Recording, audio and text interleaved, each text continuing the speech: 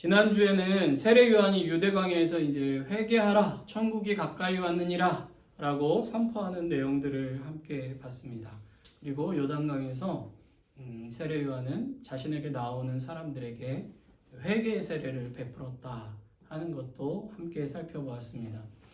마태복음은 이 세례 요한이, 사실은 마태복음뿐만 아니라 복음서 전체가 이 세례 요한은 이사야가 예언했던 사람, 말라기 선지자가 예언했던 사람, 주님의 오실 길을 준비하기 위하여 이 땅에 하나님께서 보내신 하나님의 사람이다 라고 증언하고 있습니다. 그래서 이 사람이 와서 한 것이 무엇이냐? 그리스도, 메시아가 오실 길을 준비하고 그분이 오실 때를 맞이할 수 있도록 준비케 한 사람이라고 성경은 우리에게 말하고 있죠. 하나님의 나라가 가까이 왔고 그 하나님 나라를 보기 위해서, 그 하나님 나라에 들어가기 위해서 필수적으로 해야 될 것이 무엇인가? 그것이 바로 회개다 하는 것을 말씀드렸습니다. 회개라는 것은 단순히 우리가 죄를 고백한다거나 과거에 잘못했던 것을 후회한다거나 하는 것에서 멈추지 않고 우리의 삶을 돌이키는 것이다 라고 말씀드렸어요.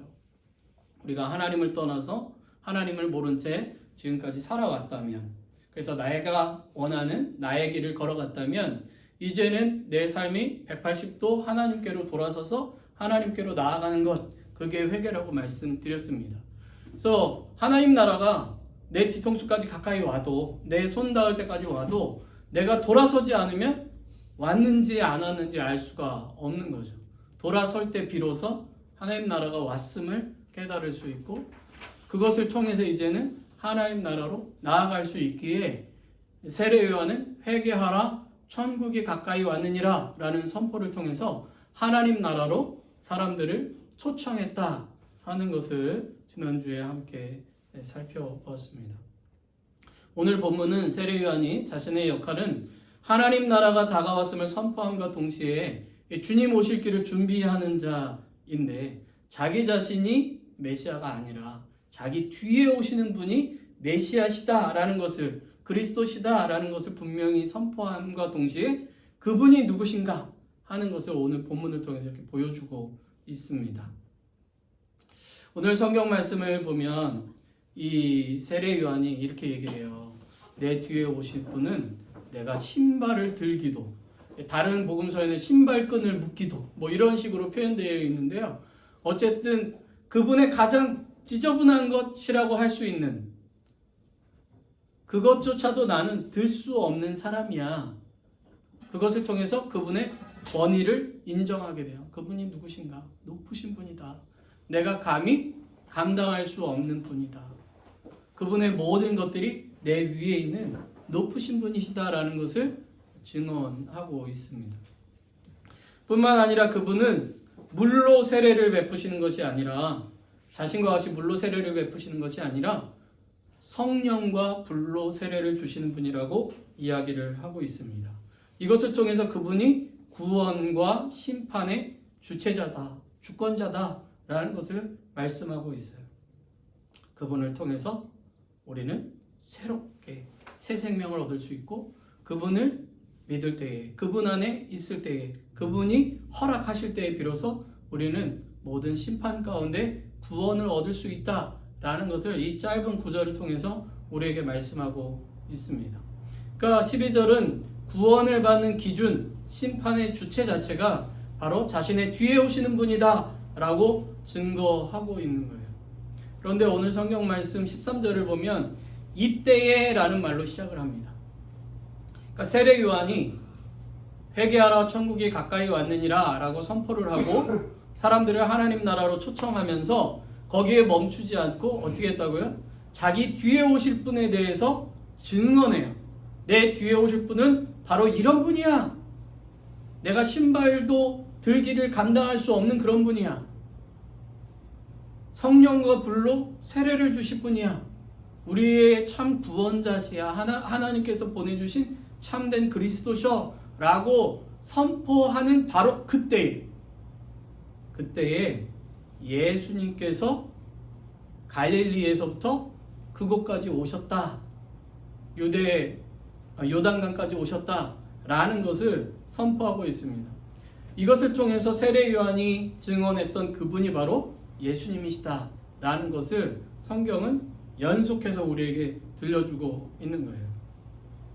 그래서 이때 등장한 한 인물, 우리에게 성령과 불로 세례를 주실 분, 손에 키를 들고 타작하시고 알곡은 모아 곡간에 들이시고 쭉정에는 꺼지지 않는 불에 던지실 심판하실 심판주, 그가 바로 예수시다라고 증언하고 있는 거예요. 예수님께서 갈릴리에서부터 요단강까지 오셨다고 이렇게 표현되어 있는데, 이것은 단순히 예수님께서 먼 거리를 오셨다, 그분의 여정이 이렇다라고 이야기하는 것을 넘어서는 거예요. 이 갈릴리로부터 요단강까지의 거리가 정확한 위치가 이제 요단강 어디에서 세례를 받으셨는지 모르기 때문에 대략 성경에 나와 있는 기록으로 따져서 계산을 해보면 56마일에서 68마일 정도 거리가 된다고 해요. 그러면 걸어서 한 4, 5일 정도를 걸어와야 되는 먼 거리예요. 제가 챗GPT한테, 챗GPT 아세요? AI라고 질문하면 대답해주는 녀석이 있어요, 컴퓨터로. 그 녀석한테 한번 물어봤어요. 아니, 해티스버그에서 도대체 어디까지 가야 예수님이 그 갈릴리에서 요단강까지 간 거리일까? 하고 물어봤죠. 그랬더니 해티스버그에서 약 잭슨까지의 거리 정도다, 이렇게 얘기를 합니다. 제가 왜 이걸 물어봤겠어요? 여러분들은 해티스버그부터 잭슨 하면 대충 감이 오실 것 같아서 물어봤어요. 만약에 한번 이제 처음에 제가 인터넷을 찾아보니까 거기서는 어떻게 가르쳐 주냐면 필라델피아에서 뉴욕까지다, 이렇게 얘기를 하는데, 우리가 필라델피아에서 뉴욕까지가 어느 정도인지 체감이 잘 안 되잖아요, 그렇죠? 우리는. 근데 해티스버그에서 잭슨까지다 하면 좀 감이 오실 것 같아서 검색을 해봤어요, 재미로. 근데 어쨌든 그 먼 거리를 오셨어요. 근데 이 먼 거리를 왔다라는 것만 보여주려고 이걸 얘기하는 게 아니에요. 사실은 이 갈릴리에서부터 요단강까지는 내리막이에요. 내려오는 길이에요. 어느 정도 내리막이냐? 해발 300m에서 마이너스 300까지의 내리막이에요. 그러니까 해발 600m까지의 내리막이에요. 많은 신학자들은 이것이 단순히 예수님께서 내리막길로 멀리 오셨다는 것이 아니라 그분의 낮아지심을 상징하는 표현이다, 이렇게 이야기를 합니다. 어디까지 내려오셨는가? 예수님께서 우리를 구원하시기 위해서, 그 구원의 사역을 하시기 위해서 얼마 정도까지 낮아지셨는가 하는 것을 이 거리를 통해서, 그분의 여정을, 실제의 여정을 통해서 우리에게 설명하고 있다는 거죠. 그러면 그게 정말 낮아지심이 맞을까라는 것을 보여주는 것이 뭐냐? 예수님의 세례라는 거예요. 여러분, 세례 요한이 준 세례가 무슨 세례라고 그랬죠? 회개의 세례, 제사함의 세례라고 했어요. 그러면 예수님은 회개할 필요가 있는 분일까요? 죄사할 것이 있는 분일까요? 아니요, 없는 분이에요. 그분은 죄가 없으신 분이세요. 하나님의 독생자이시고 하나님 그 자체이신 삼위일체 하나님 중에 한 분이세요. 그렇기 때문에 그분이 굳이 세례를 받을 필요가 없어요. 그렇기 때문에 세례 요한도 뭐라고 이야기하냐? 아니, 주님, 어떻게 주님이 저에게 세례를 받으세요? 제가 주님께 세례를 받아야죠. 말도 안 돼요. 전 당신께 세례 드릴 수가 없어요, 라고 이야기하는 것만 봐서도 예수님은 세례 받으실 일이 전혀 없으신 분이세요. 그럼에도 불구하고 그분이 세례의 자리로 내려오시고 세례를 받으세요. 그 얘기는 뭐예요? 그분이 우리의 죄를 지셨다는 거죠. 우리 죄인들의 자리까지 데려오셨다는 거예요. 하나님의 독생자가 가장 낮은 곳에, 이 땅에 당신이 창조하신 곳에 내려오신 것뿐만 아니라 우리의 삶의 죄의 자리에, 우리의 회개의 자리까지 오셔서 우리의 모든 죄를 담당하시고 그분이 우리를 대신해서 세례를 받으신 사건이에요. 이것이 이제 무엇을 보여주냐면 예수님께서 앞으로 하실 사역의 모든 것과 사역의 목적을 보여주고 있어요. 예수님의 사역이 어디로 향하고 있는가를 보여주고 있어요. 그게 뭐예요? 십자가에서의 대속이에요. 그래서 복음서를 보면 예수님이 이렇게 여정이 이제 갈릴리에서 예루살렘으로 또 갈릴리에서 예루살렘으로 내려오시는 이런 여정들이 있는데 이 모든 여정들을 보면 예수님께서 우리의 삶에 어두운 깊숙한 곳까지 찾아오신 것뿐만 아니라 그 모든 것을 대신 지시고 십자가의 길로 걸어가셔서 그 십자가에서 우리의 죄를 대신 담당하시고 그것으로 모든 것을 씻어주셨다라는 것을 우리에게 말씀하고 있는 거예요. 여러분, 우리가 예수님을 믿으면 예수님의 이름으로 세례를 받아요. 사실 성부와 성자와 성령의 이름으로 이제 세례를 받게 되는데요. 세례를 원래 이제 줄 때는 우리 이제 장로교에서는 보통 약식으로 줍니다. 어떻게 하죠? 물을 떠가지고 이렇게 부어 주죠. 그렇죠? 어떤 분은 물을 성부와 성자와 성령으로 이렇게 주시는 분도 계시고 한 번에 떠서 성부와 성자와 성령으로 뭐 이렇게 주시기도 하지만 어쨌든 이건 약식이에요. 원래는 어떻게 했죠? 예수님 때는 물에 잠겼어요. 그래서 이제 침례교회처럼 침례를 한단 말이에요. 근데 침례교회에서 혹시 침례하는 거 보신 적 있으세요? 어떻게 하죠? 그냥 이렇게 들어가나요? 아니죠. 뒤로 제껴버리잖아요. 그렇죠? 죽으라고 하는 것은 아니지만 뒤로 제껴버려요. 관뚜껑에 들어간다는 의미예요. 사실은. 그래서 뒤로 제껴요. 숨을 못 쉬도록. 그리고 실제로 물속에 들어가면 뭐가 끊겨요? 호흡이 끊겨요. 죽었다는 얘기예요. 예수 그리스도와 함께 죽고 그리고 어떻게 해요? 다시 나오면 숨 쉬죠. 예수 그리스도와 함께 다시 살아 이제는 예수 그리스도의 호흡으로 산다는 것이 세례의 참된 의미예요. 그리스도와 연합됐다는 거죠. 그분이 나의 모든 죄를 대신 십자가에서 담당하셨기에 나는 이제 그리스도 안에 새 사람이 되어 구원의 사람으로 살겠습니다. 라는 공식적인 선언과 같은 시간이 이 세례의 시간이에요. 그렇기 때문에 예수 그리스도를 믿는 사람들은 세례를 받으셔야 되는 거예요. 그 행위가 나에게 구원을 주는 건 아니에요. 사실은 여러분들이 생각해 보세요. 돌아가실 분이 세례를 못 받고 나 예수님 믿어요 하고 갑자기 돌아가실 수 있잖아요. 그러면 세례 못 받았기 때문에 구원 못 받을까요? 그건 아니에요. 세례 자체가 구원은 아니지만 세례를 통해서 뭘 고백하는 거예요? 내가 예수 그리스도와 함께 죽고 예수 그리스도와 함께 다시 살아 이제는 그리스도인으로 살겠습니다 라는 것을 그리스도의 공동체 안에서 공식적으로 선언하고 그 속에서 주님 앞에서 내가 결단하는 거예요. 그리고 주님께서 나의 구원자시라는 것을 고백하는 그 시간이 세례의 시간이기 때문에 예수님을 믿으면 반드시 이 세례를 받으셔야 되는 거죠. 예수님께서 이 세례를 받으심으로 이것을 통해서 이제 예수님의 공적 사역이 시작된다는 것을 우리에게 보여줍니다.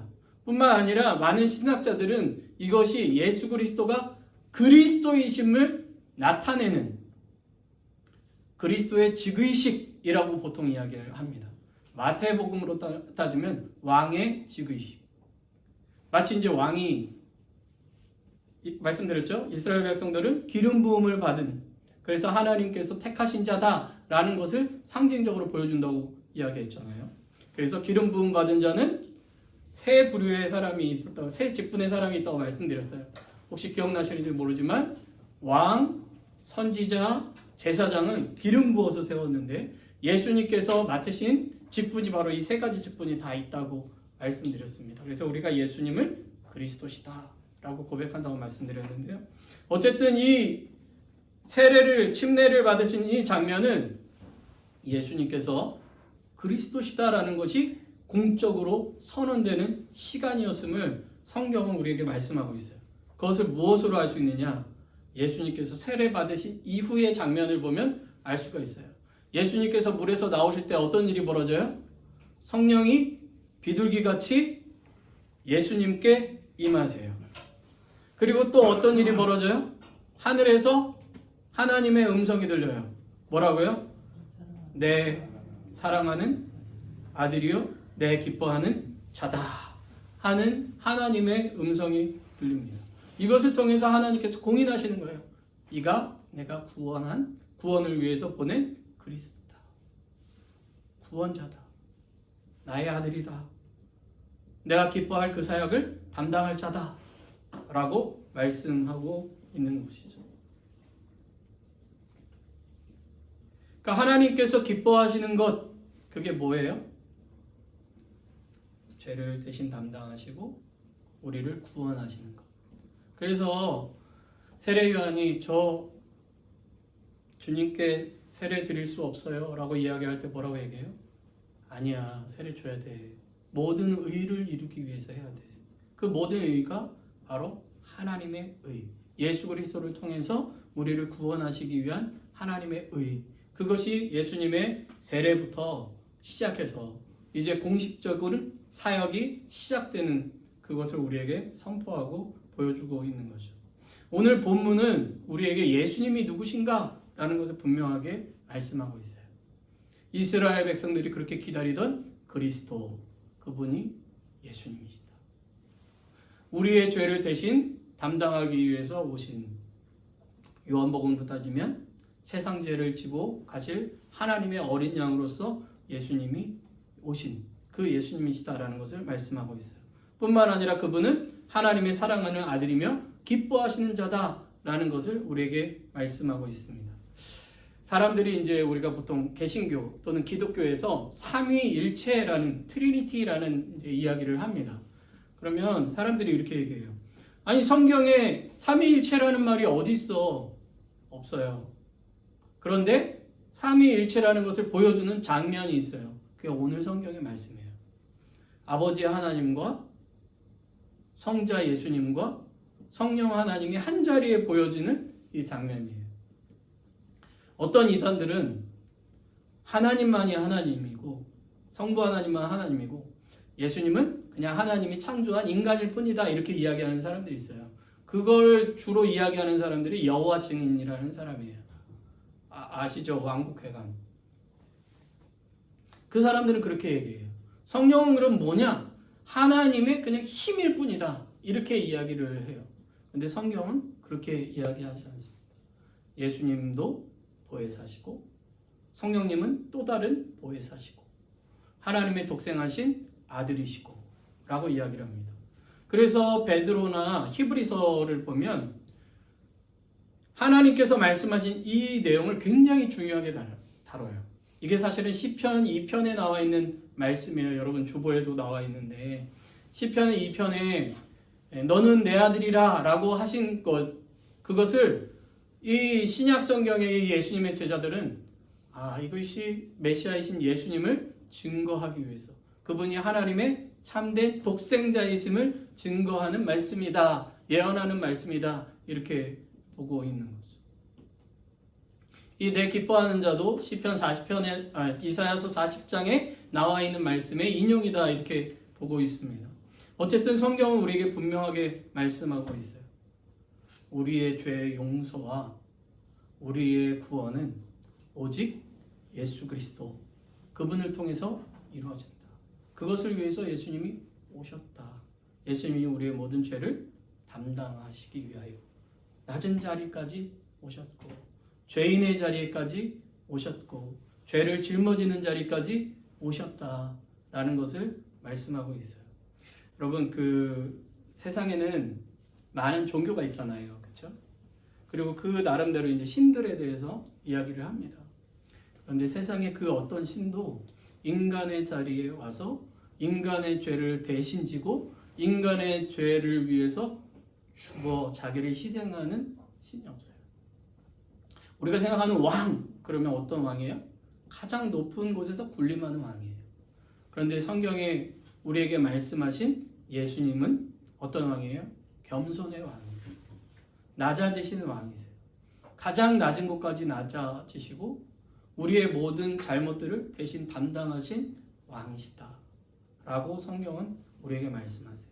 그것을 통해서 우리를 하나님 나라의 백성으로 삼아주시고 하나님 나라로 들어가게 하신 분, 그분이 예수님이시다. 그 예수님을 믿을 때 비로소 우리에게 그분이 주시는 참 생명이 주어진다 라고 말씀하시는 것뿐만 아니라 우리 예수님을 믿는 사람들은 그 사랑을 받은 자다. 그 사랑이 지금도 우리에게 주어지고 있다 라는 것을 말씀하고 있어요. 우리가 보기엔 그냥 단순히 예수님께서 내려오셔서 세례 요한에게 세례를 받고 그냥 어떤 멋진 장면들이 이렇게 펼쳐지는 것 같지만 이 모든 장면을 통해서 성경은 우리에게 뭐라고 말씀하시냐 하면 주님의 사랑이 우리에게 이렇게 끊임없이 부어지고 있다는 걸 말씀하고 있는 거예요. 우리에게 내려오시는 사랑, 우리를 위해서 낮아지시는 사랑, 우리의 죄를 대신 지고 물속으로 또는 십자가 안으로 들어가는 그 사랑을 우리에게 보여주고 있다. 그런데 그 사랑은 과거의 어느 한순간에 벌어졌던 그 사랑이 아니라 지금도 그와 동일한 사랑으로 우리를 사랑하시고 우리를 우리의 삶의 자리에서 구원하시고 보호하시며 하나님 나라로 가는 그 모든 여정 속에 하나님의 이 사랑은 계속될 것이다 라는 것을 이 장면을 통해서 우리에게 보여주는 거예요. 그러니까 우리가 성경을 보면요 이런 좀 오해들을 할 때가 있어요. 그래 예수님께서 그렇게 하셨었지. 그래 과거에 이런 일들이 벌어졌었지.